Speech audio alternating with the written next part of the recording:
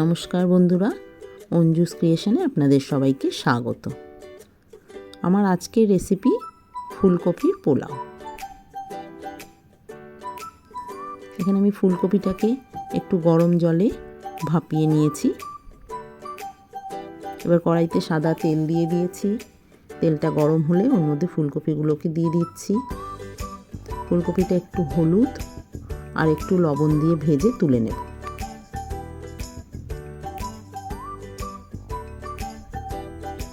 একটু লাল করে ভেজে নেব।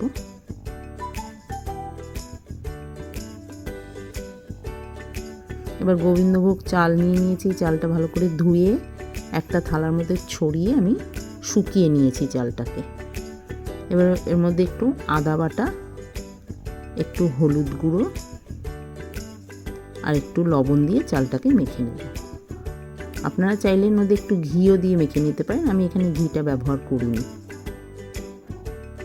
দেখুন চালটা মেখে নিয়েছি।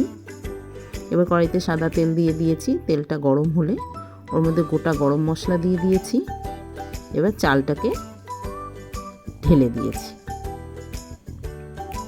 চালটা একটু 2-4 মিনিট ভেজে নেব। একটু ভেজে নিলে পোলাওটা ঝরঝরে হয়। দেখুন চালটা তুলে নিয়েছি ভেজে। এবার এটা আমি প্রেসার কুকারের মধ্যে দিয়ে দেবো। দেখুন প্রেসার কুকারে দিয়ে দিয়েছি। এখানে আমি প্রেসার কুকারে 1 কাপ চালে 1.5 কাপ জল দেব। এখানে আমি 4 কাপ চাল নিয়েছি, আমি 6 কাপ জল দেব। আপনারা যদি ডেকচি বা হাঁড়িতে করেন তাহলে 1 কাপ চালে 2 কাপ জল দিতে হবে।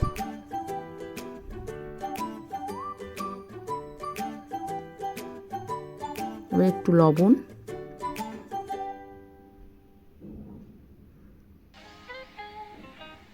আর একটু চিনি দিয়ে দিচ্ছি।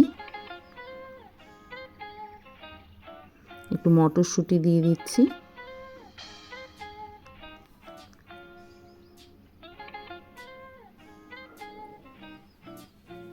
আর এই ভেজে রাখা ফুলকপিগুলোকে দিয়ে দিচ্ছি।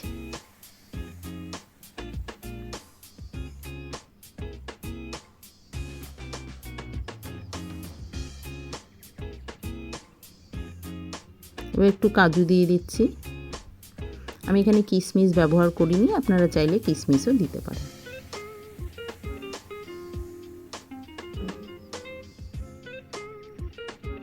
এবার প্রেসার কুকারের মুখটা বন্ধ করে একটা সিটি দিয়ে কিছুক্ষণ রেখে দিয়ে আমি পোলাওটা পরিবেশন করে দিয়েছি।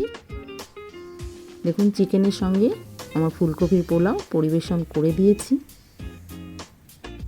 দেখা হবে আবার নতুন কোনো রেসিপি নিয়ে। সবাই ভালো থাকবেন, সুস্থ থাকবেন। ধন্যবাদ।